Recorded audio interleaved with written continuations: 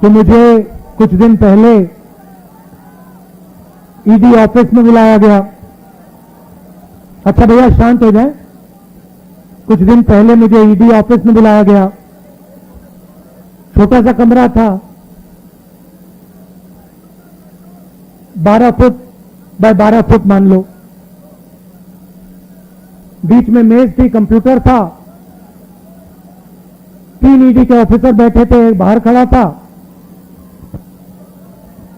और मैं उनके साथ कमरे में बैठा।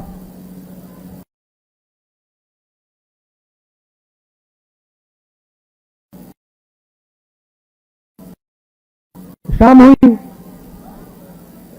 मैं ज्यादा कुर्सी से नहीं हिला। वो बीच में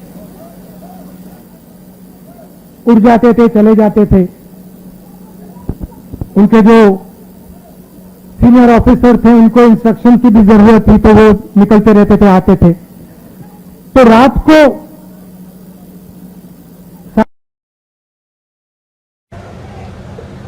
राहुल जी, एक बात आप हमें बताइए, आप यहां बैठे हैं, आप कुर्सी से उठते नहीं हैं, आप सीधे बैठे रहते हैं और 11 घंटे हो रहे हैं, 11:30 घंटे हो रहे हैं, आप बिल्कुल थके ही नहीं हैं। हम थक गए हैं मगर आप नहीं थके।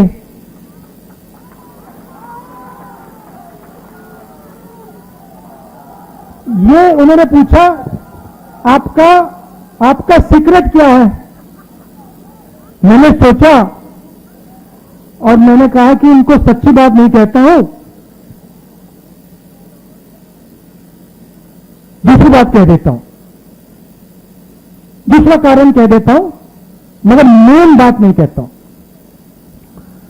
मैंने कहा कि मैं विपासना करता हूं, उसमें बैठना पड़ता है, तो आदत लग गई है, मुझे कोई प्रॉब्लम नहीं, 6, 7, 8, 10 घंटे बैठा दो, मुझे कोई फर्क नहीं पड़ता। तो फिर उन्होंने मुझे पूछा, विपासना के बारे में पूछा, मगर सच बात तो मैंने उनको नहीं बताई।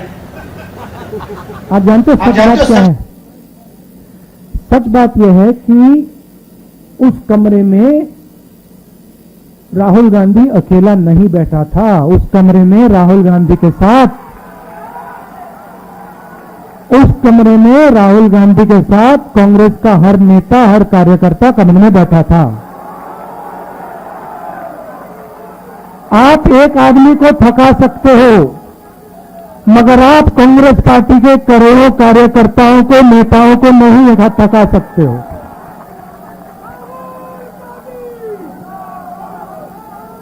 और सिर्फ कांग्रेस पार्टी के नेता, कार्यकर्ता उस कमरे में नहीं थे। उस कमरे में इस सरकार के खिलाफ जो भी बिना डरे लड़ता है वो बैठा था। ठीक है, उन व्यक्तियों को स्पेशल इन्विटेशन ईडी ने नहीं दिया, मगर उस कमरे के अंदर जो भी हिंदुस्तान के लोकतंत्र के लिए लड़ रहे हैं वो सब के सब मेरे साथ बैठे हुए थे। तो थकूंगा कैसे?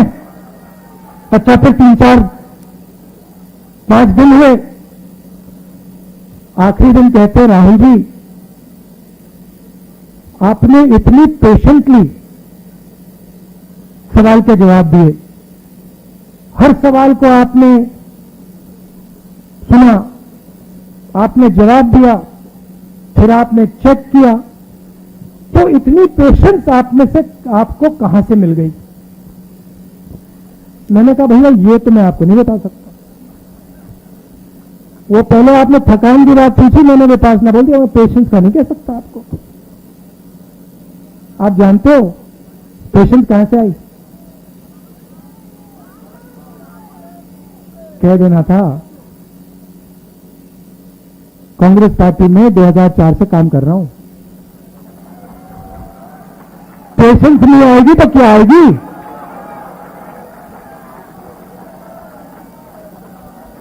इस बात को कांग्रेस पार्टी का हर नेता समझता है। देखो बैठे हुए सचिन पायलट जी बैठे हुए, सब बैठे हुए, मैं बैठा हूं। तो ये जो हमारी पार्टी है, संगठन है, सिद्धरमैया जी बैठे हुए, रणदीप सब बैठे हुए, पेशेंटली बैठे हुए, प्यार से बैठे हुए। तो ये जो हमारी पार्टी है, ये हमें थकने नहीं देती है और ये हमें रोज पेशेंस सिखाती है और इसी से हमने स्ट्रेंथ आती है, इसी से हम लड़ते हैं। उधर पेशेंस की कोई जरूरत नहीं, उधर बस हाथ जोड़ दो, मत्था टेक दो, सच्चाई मत बोलो, काम हो जाएगा। तो सबसे पहले मैं आपका धन्यवाद करना चाहता हूं कि आपको लगा होगा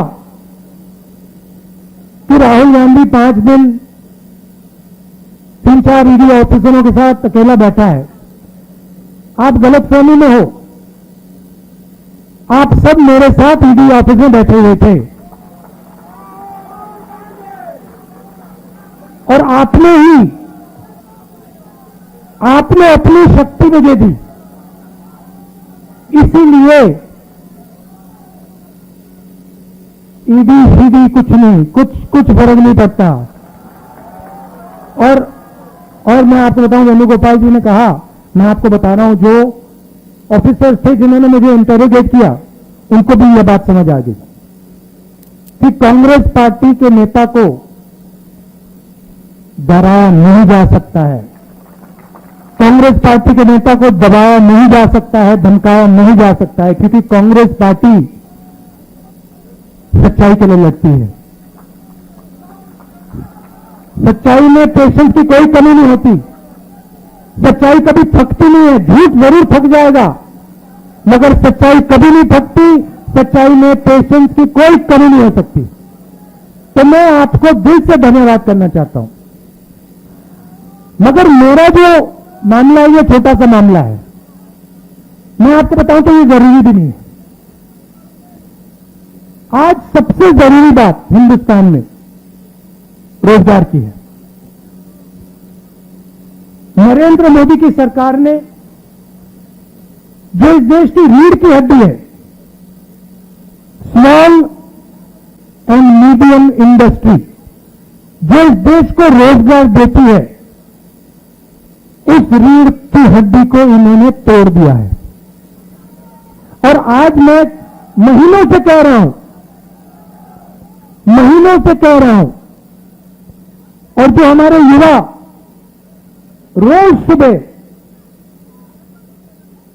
हर रोज सुबह दौड़ते हैं, आर्मी में, नेवी में, एयरफोर्स में, फोर्सेज में भर्ती होने के लिए दौड़ते हैं, उनसे मैं कह रहा हूं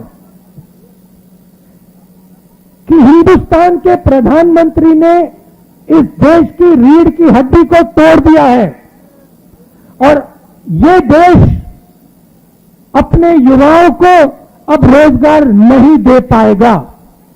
चाहे सरकार कुछ भी कर ले, ये देश में रोजगार नहीं दे पाएगा।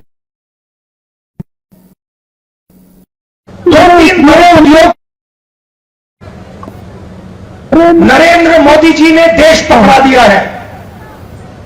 ये 2-3 उद्योगपति देश को रोजगार नहीं दिलवा सकते हैं। और अब जो आखिरी रास्ता था, युवाओं के लिए जो आखिरी रास्ता था देशभक्ति का, आर्मी का, फोर्सेस का, उस रास्ते को इन लोगों ने बंद कर दिया है।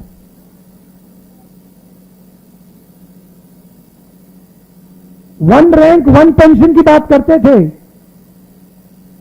अब नो रैंक नो पेंशन। अब आप दौड़ो, सुबह सुबह दौड़ो, आर्मी में भर्ती हो और फिर घर जाओ। और याद रखना,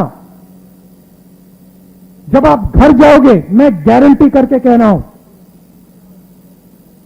जब आप घर जाओगे, आर्मी के बाद घर जाओगे, आपको कोई रोजगार नहीं मिलने वाला है, कोई रोजगार नहीं मिलने वाला है। दूसरी तरफ आज चाइना की सेना हिंदुस्तान की धरती में बैठी हुई है। 1000 स्क्वायर किलोमीटर से ज्यादा जमीन चाइना की सेना ने हमसे छीनी है। यह सच्चाई है, इस बात को हिंदुस्तान की सरकार ने एक्सेप्ट किया है। सेना को मजबूत करना चाहिए और सरकार सेना को कमजोर कर रही है, और इसका नतीजा आएगा, जब युद्ध होगा तब इसका नतीजा आएगा।